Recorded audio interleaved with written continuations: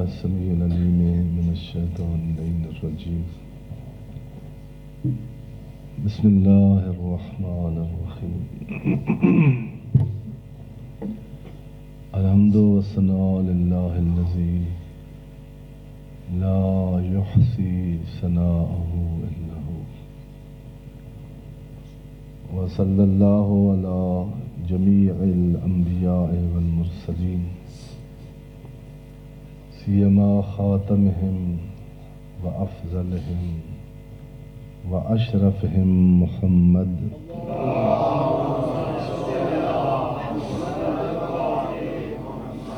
وعلى آله الطيبين الأنجبين لا سيما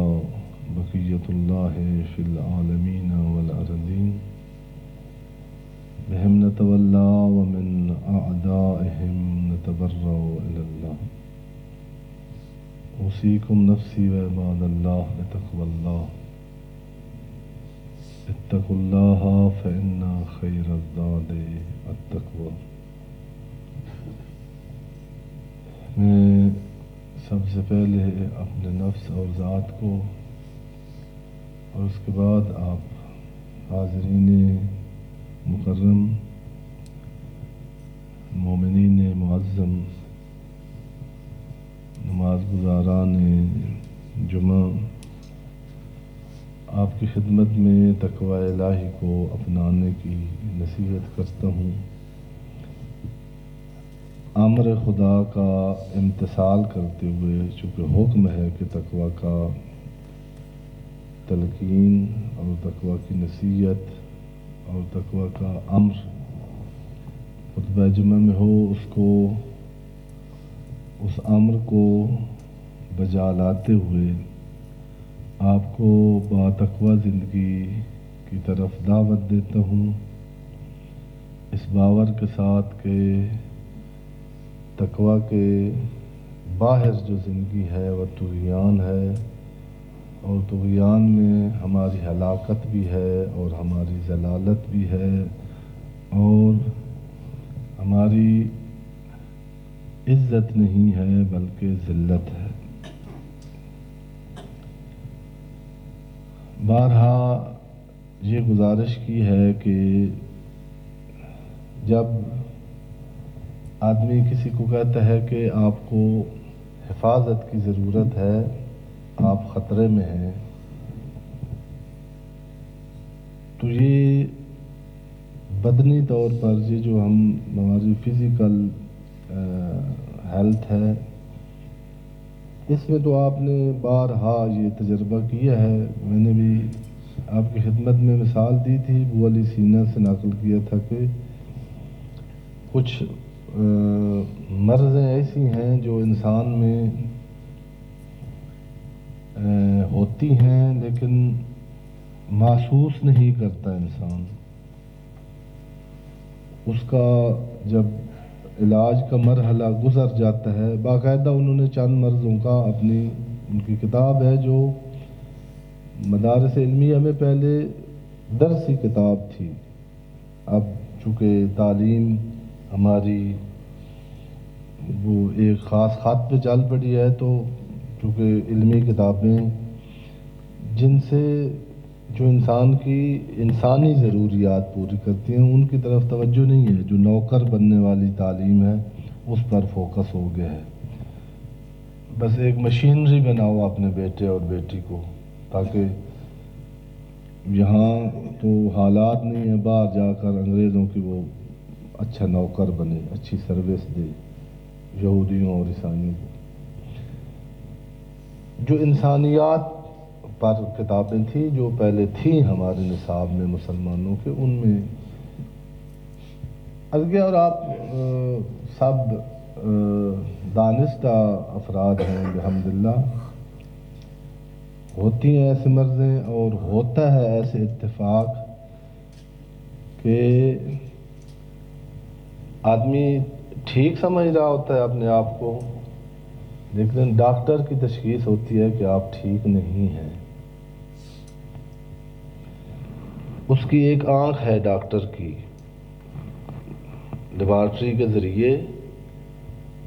وہ انسان کو جیسے دیکھتا ہے خود انسان اپنے آپ کو ایسے نہیں دیکھتا۔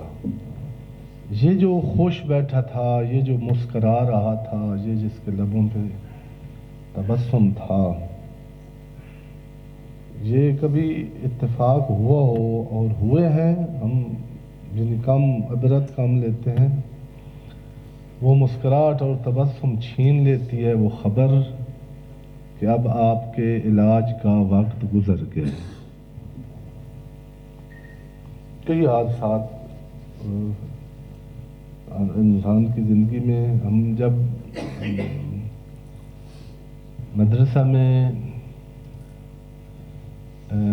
پڑھتے تھے سرگودا میں، تو یہ 93 یا 94 کی بات ہوگی،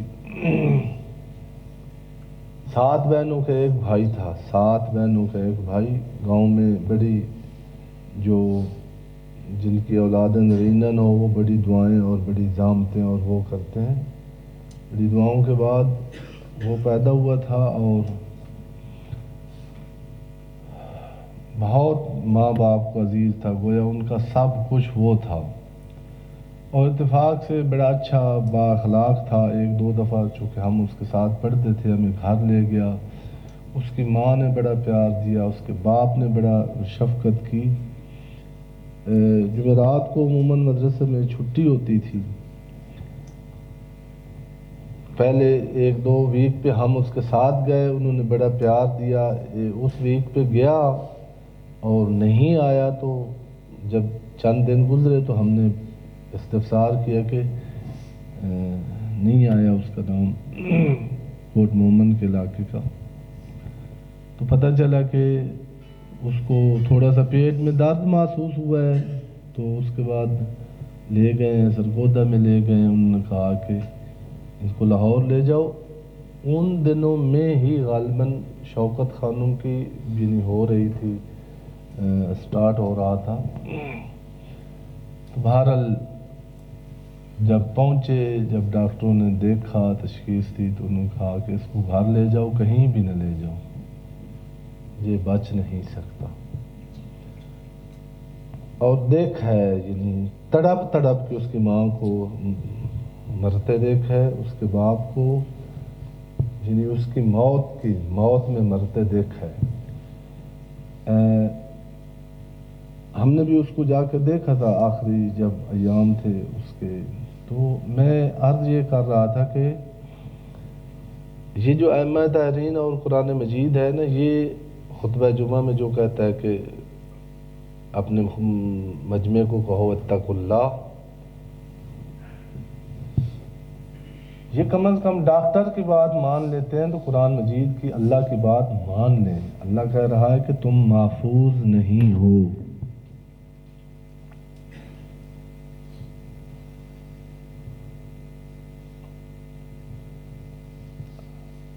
نہ اس گمان میں رہو، اور ہر چیز کی حفاظت، پھر عرض کیا تھا کہ بہت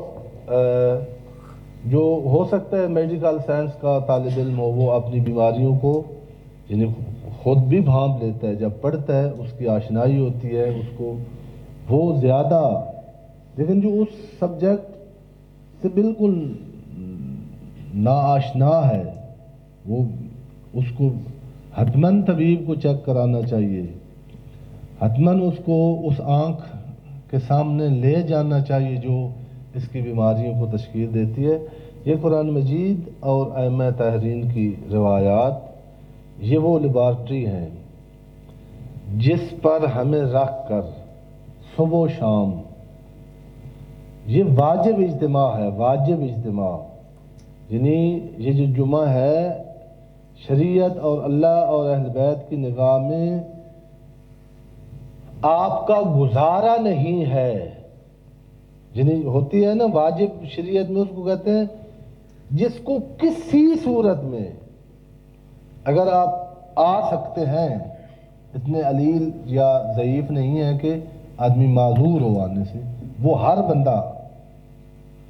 حتیٰ جو نماز جمعہ کے وجوب کے قائل نہیں تھے، پہلے یہ فتویٰ آپ کی خدمت میں عرض کیا تھا، وہ مراجع ہیں جو کہتے ہیں نماز جمعہ واجب نہیں ہے لیکن اجتماع جمعہ میں جانا یہ واجب ہے. ایسے مراجع ہمارے جنہیں جو معظم مراجع ان میں سے بعض کا فتویٰ یوں ہے. تو کیوں جائیں؟ قرآن مجید اور اہل بیت کے آئینے میں، اس لیبارٹری میں اپنے آپ کو چیک کریں، اپنے آپ کو دیکھیں. یہ خطبہ جمعہ وہ آئینہ ہے جو میں اس پر آپ کی خدمت میں زیادہ جو ہے خطبات جمعہ میں کوشش کی ہے کہ کیونکہ میں یہ محسوس کرتا ہوں کہ میں اب جنہیں اپنے آپ پر آدمی قیاس کرتا ہے کہ ہم اپنے آپ کو ہم اسی مریض کی طرح ہے جو اپنے آپ کو ٹھیک سمجھتا ہے لیکن ٹھیک ہوتا نہیں ہے. یہ بہت جو مریض وقت پر متوجہ ہو جاتا ہے کہ میں ٹھیک نہیں ہوں وہ کم مرتے ہیں.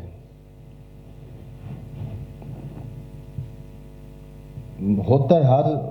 مرض کا ایک مرحلہ علاج ہوتا ہے، وہاں جب متوجہ ہو جائے تو آسان ہوتا ہے ریکور ہونا. ہر چیز کی پھر حفاظت ہر چیز کے حساب سے ہوتی ہے. آپ کے پاس ایک پتھر ہے، اس کو محفوظ رکھنا اس کے حفاظت کے تقاضے اور ہیں. آپ نے اپنے گھر میں ایک پودا لگایا ہوا ہے، ایک پھول کاشت کیے ہیں آپ نے، ان کی حفاظت کے تقاضے پتھر کے حفاظت کے تقاضوں سے بہت جدا ہے. اس کے بعد آپ نے ایک چھوٹا سا پرندہ جس پر پرندے کا نام کبوتر یا اس کو یہاں پھر حفاظت کا دائرہ. اب وقت نہیں ہے یہ باتیں میں یعنی اس بات کو آسان کرنے کے لیے آپ کو عرض کر رہا ہوں کہ ہم غافل کیوں ہیں. ہم بھی غافل ہیں اور یہ بہت درد تھا ہمارے ائمہ کا اور بہت بڑا آرے سے کٹ جانے کا درد اتنا نہیں تھا یحییٰ کو، حضرت زکریا کو، اور حضرت یوسف کو کنویں میں گرا دینے کا اتنا درد نہیں تھا. حضرت موسیٰ کے بارے میں جناب امیر علی ابن ابی طالب علیہ السلام نے فرمایا کہ فرعون کے دربار میں جب مقابلہ ہو رہا تھا جادوگروں کے ساتھ تو وہاں قرآن مجید کی تعبیر ہے کہ حضرت موسیٰ بہت خوف اور ڈر. اب اس کا معنی جو مختلف مسلمان ہیں جن کا اپنی برداشت ہے، یعنی انبیاء کی بارے میں ہمارا جو ہے نظریہ کہ ہم انبیاء کی عصمت کے قائل ہیں اور معصوم وہ نہیں ہوتا جو سانپوں سے ڈر جائے. جو کیڑے سے ڈر کے میدان چھوڑ جائے یا رونا دھونا شروع کر دے وہ نبی نہیں ہو سکتا، وہ امام نہیں ہو سکتا. وہاں لفظ چونکہ یہ ہے تو جناب امیر چونکہ وہ خانوادہ عصمت ہے، وہ چونکہ وہ فضائل رکھتے تھے جو موسیٰ میں تھے، تو انہوں نے تشریح کیا ہے کہ وہاں جو حضرت موسیٰ کے اندر بہت خوف تھا وہ یہ خوف نہیں تھا کہ ان کے جو رسیاں ہیں وہ سانپ بن گئی ہیں اب کیا بنے گا، کہیں مجھے سانپ ڈس نہ جائے.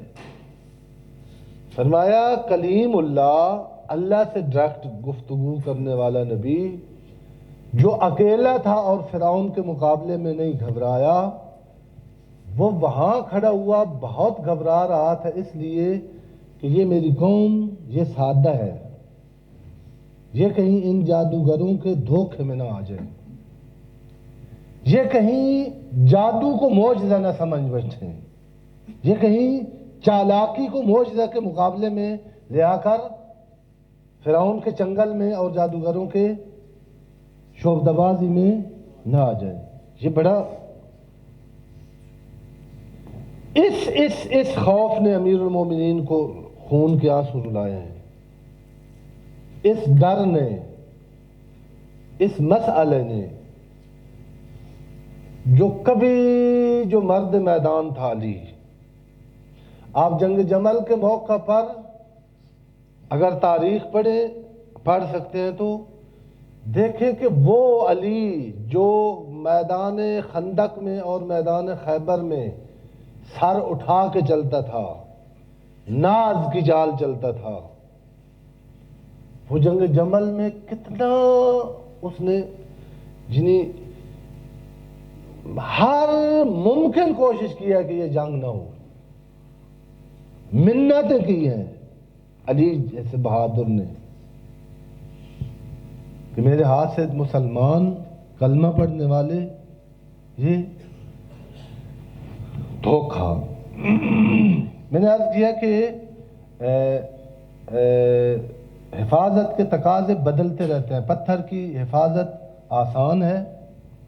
اس سے مشکل ایک درخت اور پودے کی حفاظت ہے، اس کے تقاضے اور ہیں چونکہ جاندار ہے. اور اس سے حساس تر ایک جانور کی، میں نے پرندے کی مثال دی ہے کہ آپ نے پرندہ رکھا، وہ پودے کی حفاظت، وہ رات کو باہر سین میں رہے، اس کو بلی کتے کا کوئی خطرہ نہیں ہے پودے کو. لیکن جو آپ نے پرندہ رکھا ہوا ہے اس کے لیے بہت آپ کو اور انتظامات کرنے ہوں گے. میرے بھائی اور بزرگوں، ہم نے تو اپنے اس بدن کی حفاظت کے تقاضے نہیں پورے کیے. اسلام نے بدن کے تقاضوں کے بارے میں بہت کامل ضابطہ حیات ہے. اگر ہم ائمہ طاہرین اور قرآن مجید کے جو اس بدن کے تقاضے ہیں وہ اگر روایات سے دیکھیں، جیسے مثلا شراب پینا حرام ہے، یا قتل کرنا حرام ہے، یا جھوٹ بولنا حرام ہے، یا غیبت کرنا، اتہام لگانا، جو محرمات عموماً ہمیں علماء کرام اور مولوی صاحبان بتاتے ہیں. آدمی ایسی غذا کھائے جس سے پتہ ہو کہ میں نے بیمار ہو جانا ہے، مجھے کینسر ہو جانا ہے، وہ حرام نہیں ہے. آدمی کو پتہ ہو کہ میرے اندر کینسر ہے اور آدمی آ کے بیٹھا رہے، اس کا علاج نہ کرے، یہ حرام نہیں ہے. حرام ہے، مجرم ہے اسلام کی نگاہ میں وہ شخص جو اپنی بدن کی حفاظت نہیں کرتا. لیکن جو نقطہ پچھلے خطبوں میں عرض کیا تھا وہ یہ تھا کہ انسان جیسے نظر آتا ہے، جیسے ہماری شناخت ہے، جیسے ہم سمجھتے ہیں، یہ نظر بہت ابتدائی نظر ہے، یہ بہت سطحی نظر ہے، یہ بہت نادانانہ معرفت ہے انسان کی کہ ہم سمجھے کہ چونکہ جو لٹریچر ہم پڑھتے ہیں، جو نصاب ہم ہائر ایجوکیشن میں ہمارا ہے، اس میں انسان بندر سے پیدا ہوا ہے اور ایک جانور ہے، ترقی یافتہ بندر. یہ معرفت صحیح نہیں ہے. بندر کی حفاظت کے تقاضے اور ہیں، انسان کی حفاظت کے تقاضے اور ہیں. جو اخلاقی اقدار ہیں انسانی، آپ کو کئی دفعہ عرض کیا کہ آپ کا جو بدن ہے وہ اس میں ایک پتھر کی بھی حیثیت ہے اس حوالے سے کہ طول و عرض و عمق رکھتا ہے، لمبائی چوڑائی اور گہرائی، اس حوالے سے آپ پتھر ہیں.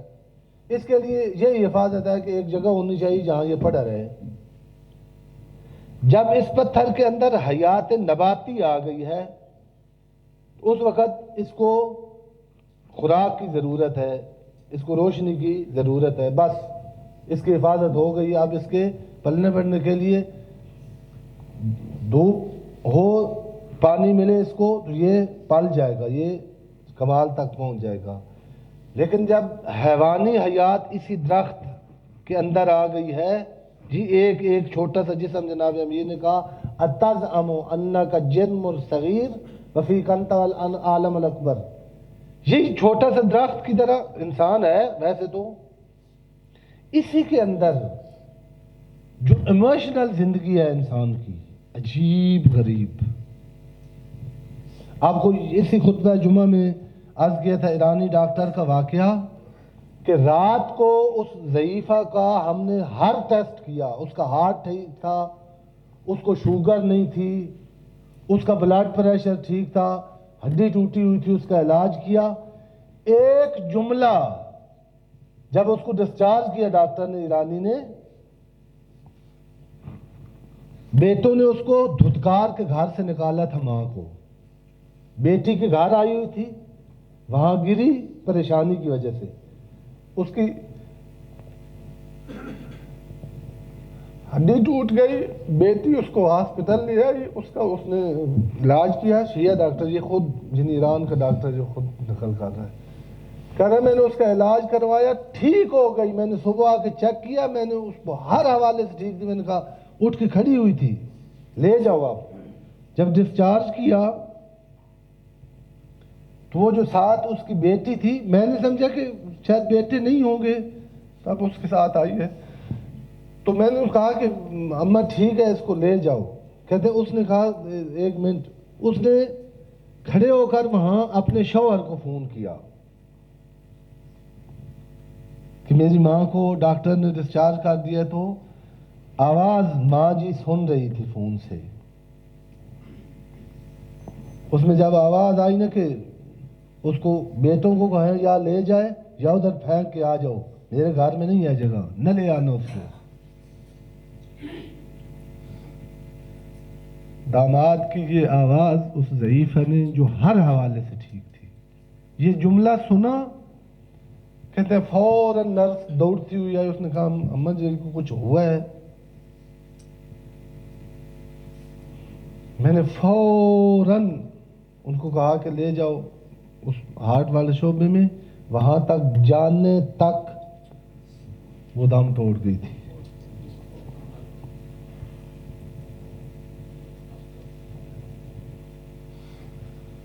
ہم صرف وضو اور طہارت اور یہ نہیں ہے حلال و حرام، میں نے یہاں پر عرض کی ہے کہ ہم مرد ہیں، ہمیں پتہ نہیں کہ بیٹی اور بہن کا دل کتنا نازک ہوتا ہے، ہم بعض اوقات نہ چاہتے ہوئے، قصد نہیں ہوتا، جن کے گھر بیٹیاں اللہ نے پیدا کی ہیں بہت خیال رکھا کریں، آپ نہ بولیں، آپ کے دل میں تھوڑی سی کدورت، غصہ، ناراضگی جو آپ کے چہرے کو پڑتی ہے، وہ آپ کی یا بہن ہے یا بیٹی ہے یا ماں ہے۔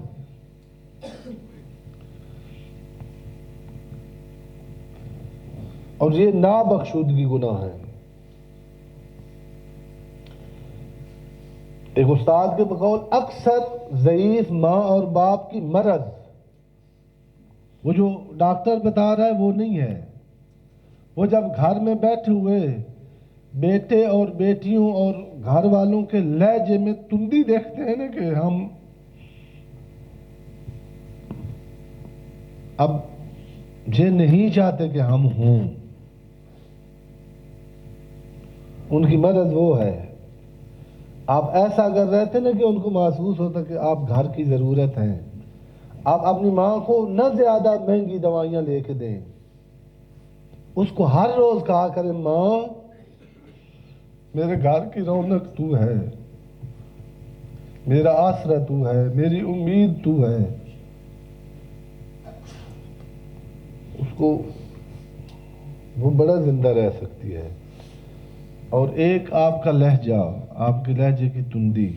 میں یہ کہہ رہا ہوں کہ یہ ایموشنل، یہاں حلال و حرام ہے،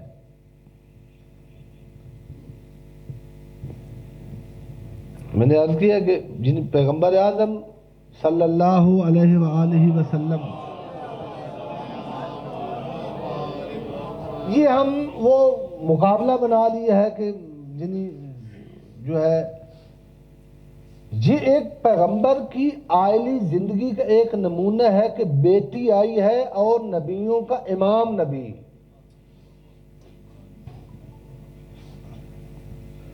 کھڑے ہو کر آگے بڑھ کے جھک کے اپنی بیٹی کے ہاتھوں کو بوسہ دے رہے ہیں، مگر نبی نے منع کیا کہ تم اپنی بیٹی کا احترام نہ کرو۔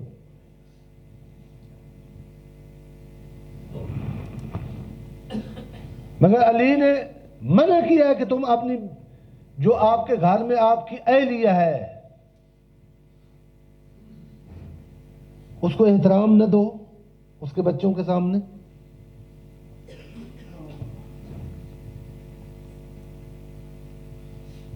ایک تند جملہ، اور خصوصاً جب اولاد ہو جاتی ہے تو اولاد کے سامنے ماں کی توہین کرنا یہ دوہرا جرم ہے۔ خداوند عالم بحق محمد و اہل بیت محمد علیہ الصلوۃ والسلام ہمیں اپنی بدن کی حفاظت، اپنے ایموشنل کوائنشٹ جو ہے ہمارے اندر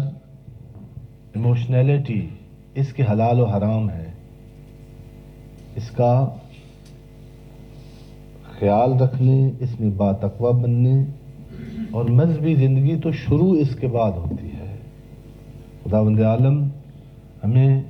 مناجات شعبانیہ سے اپنے آپ کے جو ہمارا گم شدہ ہے، ہم گم ہو گئے ہیں اسی بدنی لذات میں، راستہ بھول کے کہیں دور جا چکے ہیں، ہمیں ماہ رجب میں اپنی تلاش کرنے کی خدا توفیق مرحمت فرمائے۔ بسم اللہ الرحمن الرحیم۔ والعصر ان الانسان لفی خسر الا الذین آمنوا وعملوا الصالحات وتواصوا بالحق وتواصوا بالصبر۔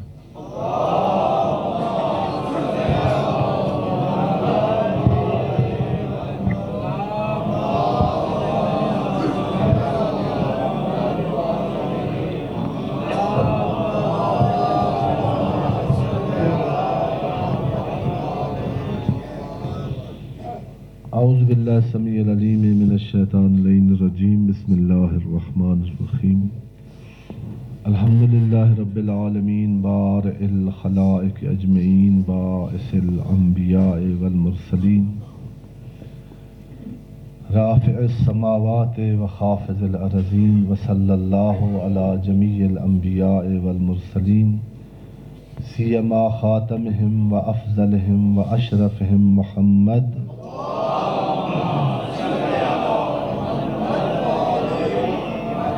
وعلى آلہ الاطیبین الانجبین لا سیما بقیۃ اللہ فی العالمین۔ اللہم صل وسلم علی امیر المؤمنین وقائد غر المحجلین مولا المواحدین امام المتقین علی بن ابی طالب علیہ السلام وعلى سیدۃ نساء العالمین وبضعۃ خاتم النبیین فاطمۃ بنت محمد صلوات اللہ علیہ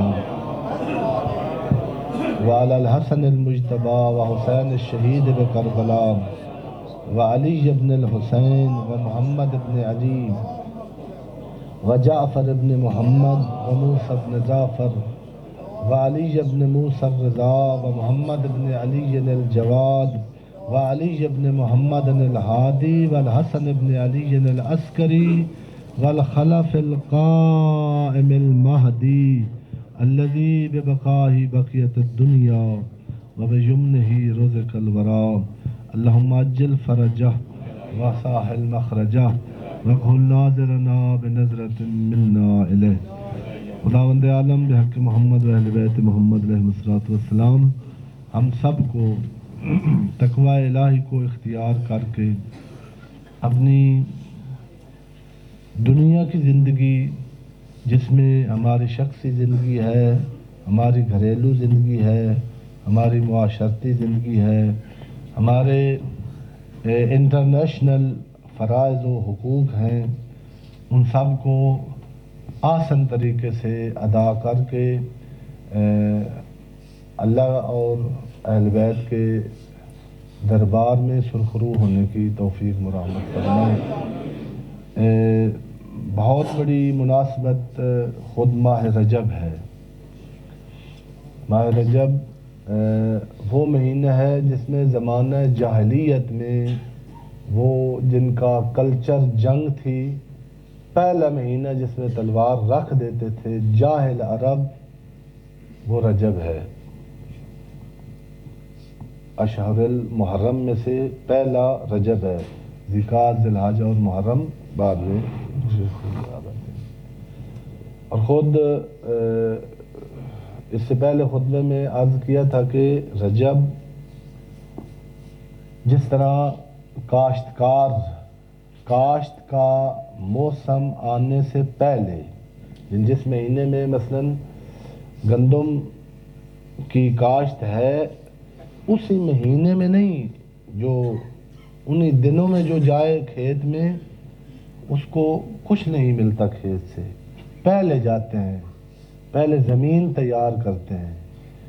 تیار زمین میں جب فصل بوئی جائے تب نتیجہ ملتا ہے۔ یہ دل کی بہار، انسانیت کا عروج، اس دل اور دماغ میں ایمان کا پودا کاشت کرنے کے لیے نزول قرآن کا مہینہ آ رہا ہے، اور اس نزول قرآن کے مہینے سے پہلے اس دل کو آمادہ کرنا، اس دل کو تیار کرنا، اس ذہن کو مناجات کے ساتھ خاضع کرنا، اس لذتوں کے چنگل میں اور دلدل میں پھنسے ہوئے دل کو لذات سے چھٹکارا دلا کر مناجات کی لذت سے آشنا کرنا، یہ ان مہینوں کی پریکٹس ہے، یہ تیاری ہے دل کی زمین کی۔ اور ویسے یہ بابرکت مہینہ موالید ائمہ طاہرین علیہم الصلوۃ والسلام سے بھی بھرپور ہے۔ کتنی معصوم ہستیاں، دو علی ابن محمد امام ہادی النقی علیہ الصلوۃ والسلام کی آمد اسی ماہ کے ابتدا میں ہے، اور 13 رجب آ رہا ہے اگلے ہفتے میں، اس میں اس ہستی کی آمد ہے دنیا میں جس کے بارے میں ایک مورخ نے لکھا ہے کہ عجیب شخصیت ہے علی، صرف اس کے نام کو دیکھیں، اس کی آمد کو دیکھیں، ان کے جہاں دفن ہے اس کو دیکھیں، نام علی اشتق من العلی، علی کا نام علی پیغمبر نے بھی نہیں رکھا، بلکہ اللہ کی مرضی سے جس کے پاس پستی نہیں آ سکتی اس کو علی کہتے ہیں، اور یہ نام محمد نے اللہ کے حکم سے رکھا ہے۔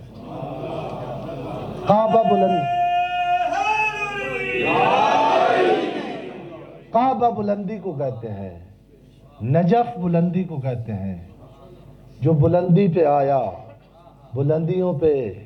چمکا اور بلندیوں میں غروب ہو گیا، اس کو علی کہتے ہیں۔ اور دو محمد، امام محمد باقر علیہ السلام کی آمد بھی اکثر روایات، اور امام جواد کی 10 رجب، آج 7 رجب ہے، ان کی ولادت باسعادت ہے۔ خداوند عالم بحق محمد و اہل بیت محمد علیہ السلام ان ذوات مقدسہ، ان طبیبان انسانیت، ان راہبران انسانیت کی ہمیں سیرت سے جو اس وقت کی مشکلات ہے، وقت ختم ہو گیا ہے، میں نے بارہا عرض کیا ہے، جشن منائیں، شیرنی تقسیم کریں، چراغاں کریں، آپ خوشی منائیں جو جائز ہے۔ پہلے بھی عرض کیا تھا کہ 13 رجب پر متاسفانہ